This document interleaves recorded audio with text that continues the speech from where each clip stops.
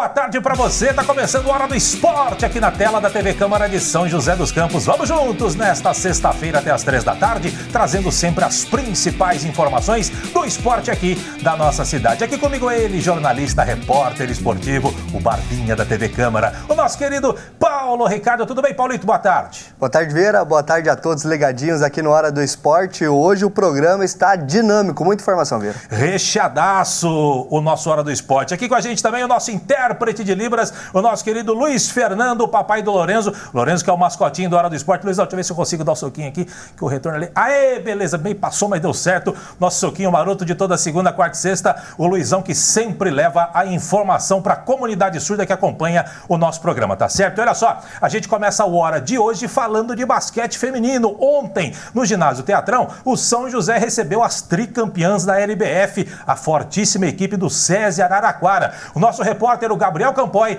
esteve por lá e conta a história do jogo para você. As imagens são dele, Reginaldo Casulo, e o seu brinquedo. Solta, Matheus! 2 jogos, uma vitória e uma derrota. São José e SESI Araraquara chegaram iguais para o confronto da terceira rodada da LBF no ginásio do Teatrão. Dentro de quadra, a equipe visitante mostrou com Evelyn por que é a atual tricampeã nacional. A uruguaia Maite Pereira respondeu nessa bola tripla.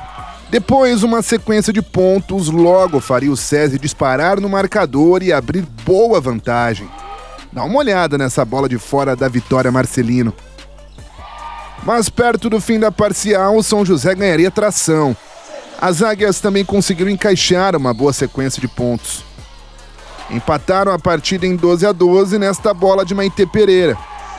Mas Vitória Marcelina, com a quinta melhor média da linha dos 3, usaria o fundamento para garantir o triunfo das visitantes na parcial. 15-12 SESI Araraquara no primeiro quarto. Se os primeiros 10 minutos foram equilibrados, o segundo foi bem diferente. Só deu SESI. Olha que espetáculo essa bandeja reversa da Maísa. Em meio ao domínio do time de Araraquara, às vezes sobrava espaços para o São José diminuir o placar. Juliana também apareceu, nesse tocaço. Mas a segunda parcial consolidou o SESI no jogo. Um passeio. 19-10 no período e 34-22 no jogo. Na volta do intervalo, parecia que os times haviam deixado o bom basquetebol nos vestiários. Em 5 minutos, apenas 2 cestas, uma para cada lado. Mas na reta final do terceiro quarto, o jogo esquentou e o São José melhorou. A bola das águias começou a cair. O SESI respondia, mas foi no erro das visitantes que a parcial seria definida. Primeiro nesse recuo, Juliana brigou embaixo para conquistar a posse e no fim da jogada, ela mesma converteu a favor do São José. Depois em outro erro, agora no lateral quadra. Melhor para Lana dar números finais à parcial. 13-12 para o São José, mas com vantagem ainda do SESI no placar. 46-35. No quarto período, as águias precisariam dar um gás a mais para reverter a vantagem das visitantes. Mas parece que o fôlego necessário havia ficado todo no terceiro período. Na última parcial, as meninas do São José voltariam a ser presas fáceis para o SESI.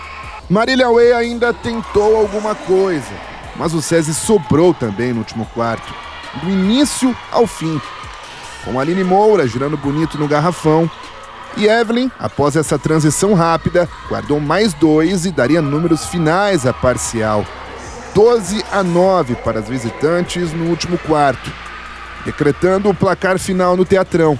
SESI 58, São José 44. É a consistência que a gente vem buscando, tijolinho, jogo por jogo, e hoje a gente conseguiu essa vitória que era muito importante. E faltou mais intensidade na defesa da gente, elas estavam pressionando muito a gente, aí a gente deixou mais ela jogar mais livre, e isso foi, acho que a gente pegou um pouco. Nós erramos muitas bolas que a gente não pode errar, coisa de treinamento, coisa que a gente está com coisas combinadas que a gente acabou não executando hoje. Independente do adversário, a nossa parte a gente tem que fazer e a gente vai corrigir para o próximo jogo. A derrota para SESI Araraquara é a segunda do São José em 3 partidas disputadas até aqui na LBF. O resultado gera preocupação e liga ao alerta na comissão técnica e no elenco. Principalmente porque a sequência dos próximos jogos reserva adversários duríssimos. Mas a gente já viu que tem um time do Sampaio pra frente, Campinas atrás, e é pouco tempo que a gente tem de preparação. Então a gente tem que ir ajustando o que a gente está errando para conseguir fazer o nosso melhor, o nosso 100%. Cada jogo é uma recuperação, então a gente sabe que independente do próximo resultado, são jogos difíceis de lidar, a gente sabe que a sequência a gente tem que correr atrás e corrigir. Eu acho que a gente não pode perder os jogos de confronto direto. Jogos em casa, que a gente vai pegar equipes que vão brigar pelo mesmo espaço, isso a gente pode perder.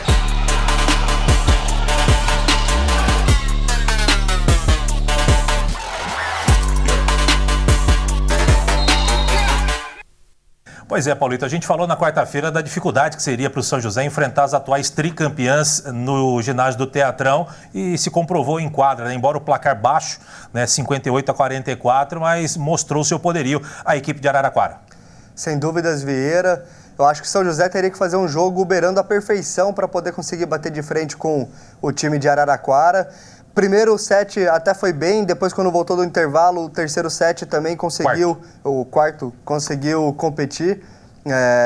E dentro desses quartos o time ele brigou. Acho que em 2 quartos ali a equipe conseguiu bater de frente, conseguiu igualar um pouco o jogo, só que aí entra a habilidade, a qualidade individual também do time de Araraquara e isso fez a diferença no placar final, Vieira. Com certeza, e não tem moleza não, já no domingo, 11 horas da manhã, o que tem pela frente, meus amigos? É a equipe do Sampaio Basquete, outra pedreira para a equipe do São José, repito, 11 horas da manhã, no domingão, aqui no ginásio do Teatrão, mas é o campeonato, tem que jogar. E como disse o Leandro, não pode perder os confrontos diretos. Foi lá, enfrentou a equipe do Mesquita, venceu fora de casa, bela vitória.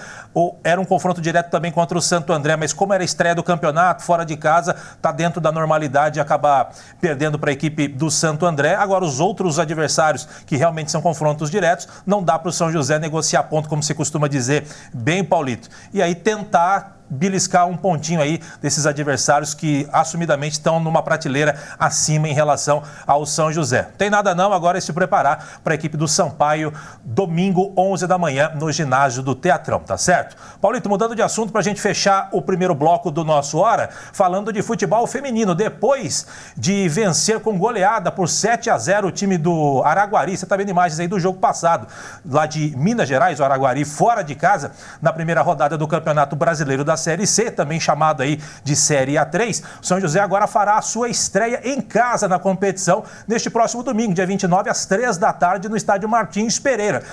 As adversárias são o Real Rapes, do Rio de Janeiro, que nessa competição começaram com derrota em casa por 2-1 para o Realidade Jovem aqui de São Paulo. Lá, sabia que o estádio de lá, Paulito, é o estádio Ronaldo Luiz Nazário de Lima, o popular Ronaldo? Pois é, elas jogam lá em São Cristóvão, no Rio de Janeiro. O Rapes manda os seus jogos lá, mas o São José tem nada com isso, enfim, vai jogar e vai receber o Rapes no Martins Pereira domingão, Paulito.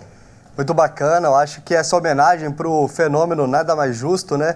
Agora falando do confronto, o Rapes é uma equipe que ela fez um planejamento um pouquinho inferior ao São José. O São José, eu acho que tem mais estrutura, manteve um pouco da base do elenco do ano passado, começou muito bem, é um dos favoritos para poder conquistar o acesso, né? Já as meninas do Rapes estão buscando lugar ao sol, fizeram uma peneira para poder montar o time para essa competição. Então a tendência é que novamente o São José não talvez repita o placar de goleada, mas construa uma vitória consistente na partida de domingo, Vira. Muito bem. O Dudu Campos estará lá no domingo no Martins Pereira e vai trazer as informações desse jogo, todos os detalhes da estreia em casa do São José dentro da Série C do Campeonato Brasileiro, jogando no Martins Pereira, tá certo? Tudo isso se acompanha segunda-feira. Não sai daí, a gente volta já com tudo sobre a derrota do São José para a Ferroviária no estádio Martins Pereira pela Série A2. Não sai daí, já voltamos.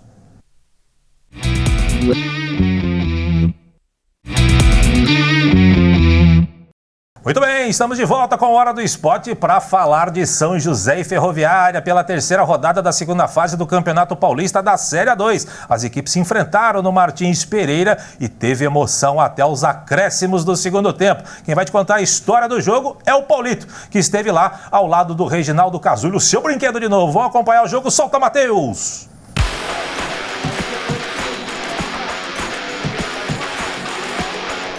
Dentro de campo, o técnico Jorge Castilho mudou o esquema. Sem Léo Rigo, a Águia foi para o 4-4-2, com Felipe Borges e Riquelme entre os titulares. O São José começou em cima. Alan Stence achou o Michel Paulista, que bateu cruzado para Deni Júnior espalmar e a zaga afastar o perigo. No lance seguinte, João Ramos deu bobeira e foi desarmado. A bola sobrou para Tiagão. Ele faria o gol se não fosse a bela saída do goleiro João Lucas. Melhor em campo, a Ferrinha pressionava. Vitor Barreto tentou esse voleio. O jogo ficou quente, divididas fortes e ninguém tirando o pé. Na boa trama pela esquerda, a Águia respondeu com Felipe Borges, servindo Tomás Carvalho, mas o chute parou na marcação. No erro da Ferrinha, Alan Stence achou o Michel Paulista, mas a zaga prevaleceu. Já nos acréscimos, Albano tirou o fôlego do torcedor joseense nesse chute colocado para fora. E para sorte do São José, o 0 não saiu do placar. A torcida estava apreensiva, mas acreditava na Águia para o segundo tempo. No segundo tempo aí a gente vai para cima e vamos ganhar o jogo. Agora no segundo tempo tem que matar o jogo. 1-0, 1-0. Quando a bola voltou a rolar, logo aos 7 minutos, um balde de água fria. A zaga afastou mal, Michel Paulista furou feio e a bola sobrou limpa para o canhoto Albano bater de perna direita, sem chances para João Lucas. Ferroviária, 1-0. O São José sentiu o gol e começou a tentar chuveirinho na área grená, sem sucesso. Jorge Castilho deixou o time mais ofensivo. O meia Alan Stence deu lugar ao atacante Lucas Reis, colocando a equipe no 4-2-4. O que acabou não dando muito certo. Só aos 38, o time chegou com Clecione de cabeça para Deni Júnior fazer pose. 1 minuto depois, Pedro Arthur rolou para Clecione, que bateu desequilibrado. Mas aos 44 minutos, a bola do jogo e o drama final. Falta perigosa para a Águia. Tomás Carvalho levanta na área. Depois do bate-rebate, o chute para fora de Lucas Reis. Reclamação de ambos os lados e jogo parado por 3 minutos. O VAR entrou em ação. E o árbitro Guilherme Nunes é chamado para a cabine. Começa a revisão. Jogadores cercam o árbitro e muita confusão. Após 6 minutos de paralisação e análise das imagens do VAR, Guilherme Nunes tinha uma decisão. Tensão no Martins Pereira. Pênalti marcado para o São José. Festa no estádio como se fosse um gol. E reclamação, só que agora do lado grená. Estava nos pés de Lucas Reis a chance do empate. Ele beija a bola, coloca na marca da Cal e vem para a batida. Mas Deni Júnior defende. Festa da locomotiva em campo. Silêncio no Martins Pereira. O árbitro deu mais 8 de acréscimos, mas o São José teve apenas uma última chance com Cristiano, que finalizou por cima. Fim de jogo, vitória da Ferroviária, 1-0. Hoje nós estivemos ligados, atentos o tempo todo, demos pouca brecha para o nosso adversário, que é um time muito qualificado, um time perigoso nas suas transições. Então eu dou muito valor aos nossos jogadores. Tomamos o gol que não poderia tomar, mas estava avisando principalmente daquela bola. Perdemos toda a segunda bola hoje, perdemos muita segunda bola. E o jogo ele é pautado nisso, né? Então a gente tem que corrigir os erros para o jogo da volta. O pior dos cenários aconteceu. São José perdeu em casa para a Ferroviária. Mas a Águia não tem tempo para se lamentar, porque neste domingo contra a mesma equipe de Araraquara vai ter que buscar a reabilitação fora de casa, para não se complicar dentro do quadrangular. Buscar o resultado é uma coisa que é inegociável, nós vamos buscar, se Deus quiser, mas para isso a gente precisa ajustar as coisas que não deram certo hoje.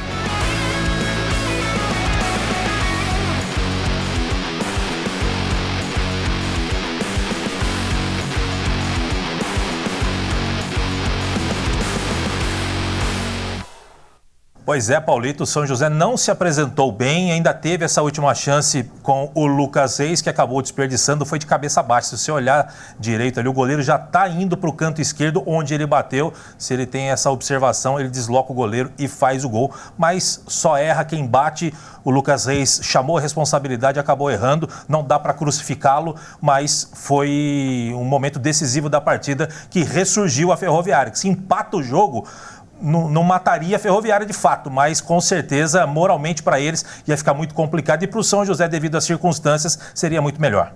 Com certeza, Vieira, e aquela sina aparece novamente, né? São José traz a decisão para dentro de casa e não consegue converter em resultado positivo. É um drama que já acompanha e traumatiza a torcida em várias temporadas. Isso se repetiu novamente. São José poderia fechar o primeiro turno desse quadrangular de uma maneira perfeita, mas não conseguiu colocar isso em prática. Eu acho que dentro de campo foi uma equipe muito espaçada. Dificilmente o São José disputava as segundas bolas. Provavelmente toda a bola que era rebatida sobrava novamente para o time da Ferroviária, com muita liberdade ali para poder criar. O placar poderia ter sido até maior.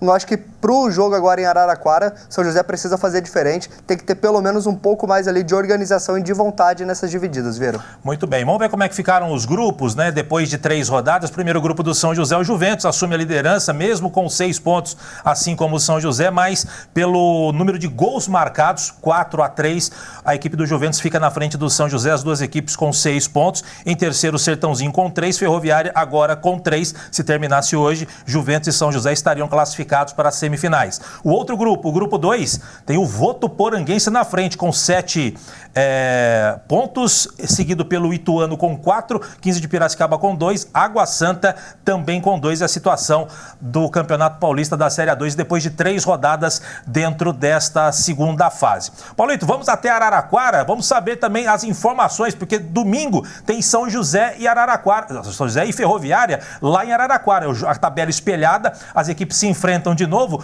e a gente vai saber como é que está o clima depois da vitória do time Grená sobre o São José e também saber como é que está a preparação da Ferroviária para o jogo de domingo. As informações chegam direto de Araraquara com o repórter esportivo da equipe Campeões da Bola, o Marcos Chiochini. Diz aí, Marcos. Boa tarde, Marcos. Muito boa tarde, Vieira. Boa tarde aos amigos da Hora do Esporte. Estamos de volta aqui para falar agora do jogo da volta, hein? Parece que foi ontem que tivemos a honra de participar dessa programação para falar do jogo do meio de semana aí em São José dos Campos. Agora, domingo, é a vez da Ferroviária recepcionar o São José e a torcida joseense aqui na Fonte Luminosa. Ferroviária que tem um aditivo a mais para esse jogo de domingo. Poderia ser um jogo para cumprimento de tabela, mas a vitória, o futebol que a Ferroviária não conseguiu desempenhar nos 2 primeiros jogos, fez um bom jogo quarta-feira em São José, correu o risco até de sofrer um empate já nos acréscimos do pênalti perdido aí pelo Lucas Reis, mas agora, com a vitória diante da Águia do Vale, a Ferroviária volta a sonhar com a classificação. Ainda corre riscos, São José só depende dele, Ferroviária ainda precisa seguir convencendo nesse campeonato. Para esse jogo, o time voltou hoje aos treinamentos, já pensando no compromisso de domingo. O técnico Rogério Corrêa não deve ter nenhum problema, nem de suspensão, quanto a lesão, muito menos. Então, boas perspectivas dele poder repetir o time ou a possibilidade também da volta de Alencar, que momentos antes do jogo acabou sendo vetado, né, com dores musculares, acabou sendo vetado pelo departamento médico. Pode ser que volte ao meio-campo afiando, mas tudo será definido momentos antes da partida no domingo aqui na Fonte Luminosa. Grande abraço, direto de Araraquara, com as informações da Ferroviária para a Hora do Esporte, repórter Marcos Chiochini. Valeu, Marcos, um abraço para você, obrigado pelas informações e a expectativa agora, Paulito, é de uma melhor apresentação do São José, o São José que vai bem nos jogos fora de casa. Com certeza, fora de casa o time continua invicto sob o comando do Jorge Castilho e vai ser um jogo extremamente decisivo, né? O São José não pode tentar negociar pontos, tem que buscar a vitória para poder voltar a ter tranquilidade, Vieira. Matheus, coloca pra gente aqui o retorno, né? A 4ª rodada, tem essa tabela aí, na verdade o caminho do São José ali os jogos do primeiro turno, aqui os jogos do segundo turno, pode colocar já a tabela completa. Amanhã 3 jogos, 15 horas Água Santa e Ituano, 18 horas Votuporanguense, 15 de Piracicaba, 19h30 Sertãozinho e Juventus. No domingo, jogo isolado, 18 horas Ferroviária e São José. Todos os detalhes para você, segunda-feira aqui no Hora do Esporte, que vai para o último intervalo do dia. Não sai daí, já voltamos.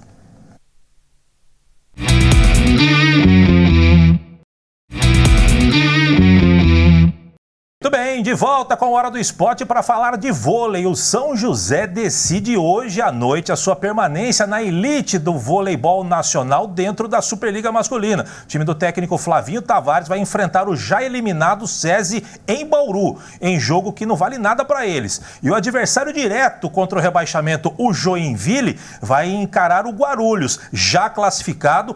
O jogo é em Santa Catarina, mas o time ele briga ainda pela quinta posição na tabela de classificação e tenta também escapar, em caso de derrota, de enfrentar o Cruzeiro. Ou seja, Paulito, a situação, o São José não depende só dele, porque se o Joinville vencer, acaba para o São José, mas no jogo de lá tem uma disputa. No lado do São José, nem tanto assim.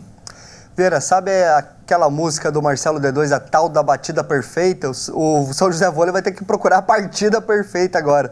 Assim como ele fez contra o Guarulhos, que conseguiu vencer fora de casa, assim como ele fez contra o Joinville, vai ser novamente o jogo da vida. Eu acho que mais do que a parte técnica, os jogadores eles vão ter que dar algo a mais para poder tentar tirar o time do rebaixamento, porque o cenário realmente é complicado, Vera. Muito bem. Matheus, antes da tabela, o técnico do vôlei São José, o Flavinho Tavares, ele fala aqui no Hora do Esporte sobre a decisão de hoje à noite contra o SESI lá em Bauru. Diz aí, Flavinho.